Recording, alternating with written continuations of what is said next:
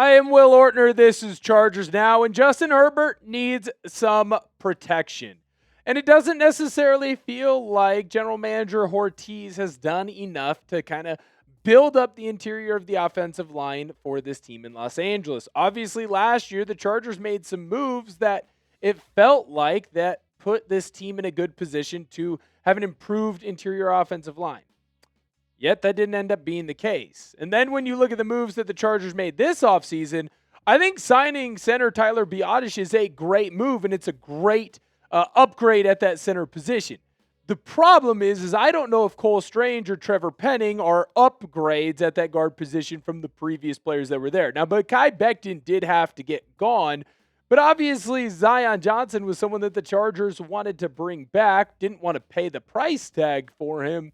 So instead, they go in and they make some of these lower-end signings. Now, Trevor Penning was with the team last year, but he was a backup. And Cole Strange, he's coming into a position where it does look like he's going to be a starting guard with this team. But should he be? I don't know if a lot of Chargers fans are super comfortable with that. Now, there is a rumor from an NFL insider that the Chargers could actually still be able to go out and get a former Pro Bowler at that guard position.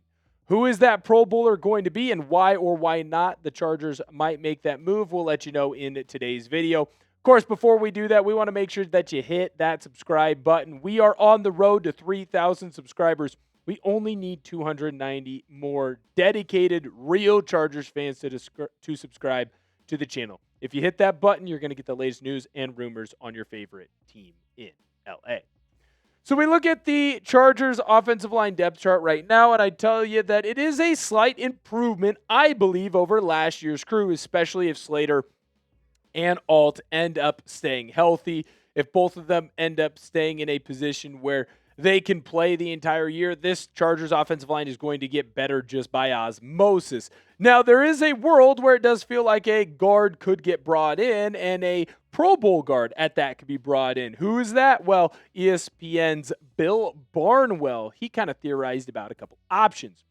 Hortiz will want to protect the third-round compensatory pick he's landing for Odafe Oweh, which has been very obvious, which would incentivize the Chargers to wait until after June 1st and for the compensatory pick formula to lock for 26. So that makes sense. Don't make a move too early. If Kevin Zeitler is still on the market, adding the veteran guard would be a no-brainer for the Chargers.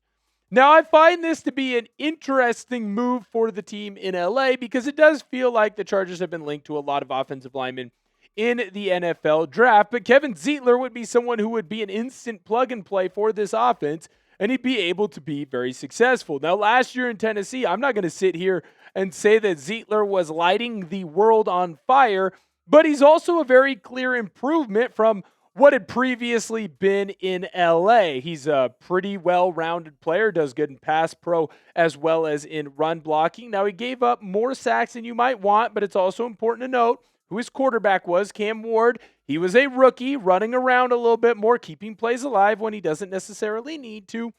Gave up a few pressures, but again, that can be also a little bit attributed to who his quarterback was. When we look at the last 4 seasons for Zetler, he's been very impressive, very good overall, great run blocker, which is something that you're going to want. Would you be happy with Kevin Zeitler being the addition to this Chargers team in the free agency or in the 2026 NFL offseason? Let me know down below in the comment section, yes or no.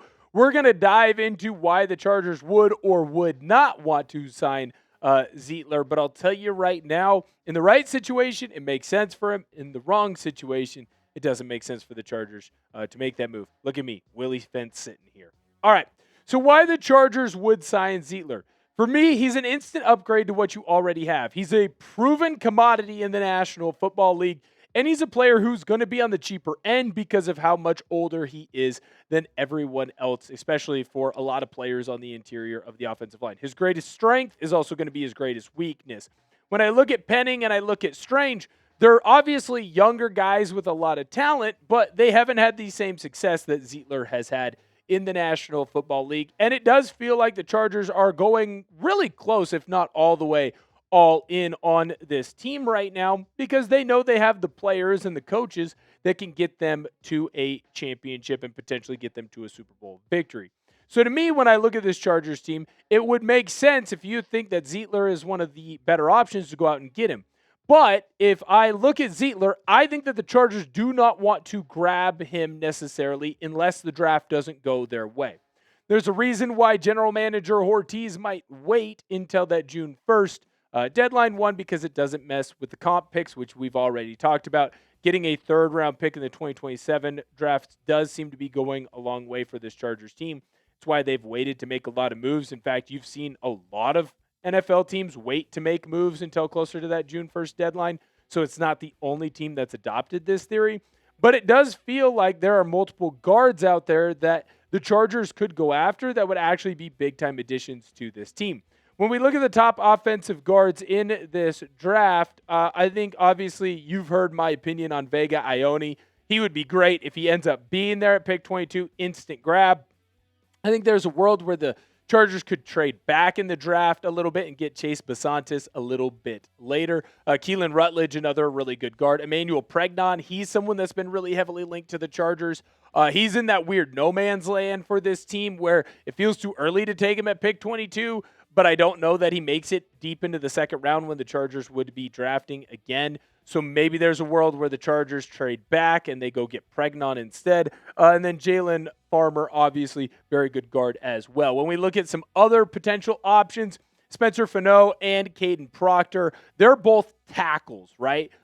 Both tackles out of Alabama and Utah, but they could both easily be kicked on to the interior, which would not be very shocking either. Francis Maui-Noah is also someone that could potentially do that, but there's absolutely no world where he will be available anywhere near even pick 15, let alone into the 20s. I believe that the Chargers would rather come into this draft and take a guard. They believe that there are a couple different guards that could be an instant grab, plug, and play, and they would make this offensive line better. It does feel like the Chargers have made it very clear what their decisions are going to be. Plus, it helps them keep a comp pick, but also get better for the future. Now, there's nothing wrong with going out and grabbing Kevin Zeitler, especially if there is another, God forbid, an injury to the offensive line. But he is a Pro Bowler that would add to this offense. The problem is he's probably only adding to the offense for a year or two. Who do you want to play guard for the Chargers? Let us know down below in the comment section. It could be any one of the players that we listed in the 2026 NFL draft. It could be Kevin Zeitler. Maybe there's another NFL free agent that you want this team to go after. I don't think that Zeitler is out of the realm of possibility, but to sit here and say that he would be plan A for this Chargers team, I think would be a bit foolhardy.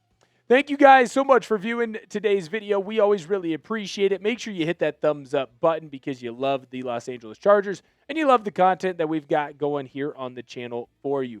Make sure that you subscribe to the channel as well. We are trying to get to 3K subscribers. If we get to that mark, well, shoot, maybe we'll have a pizza party for producer Searle and I. Thank you guys so much for viewing today's video. We always really appreciate it. Hope you have a wonderful Monday and bolt up.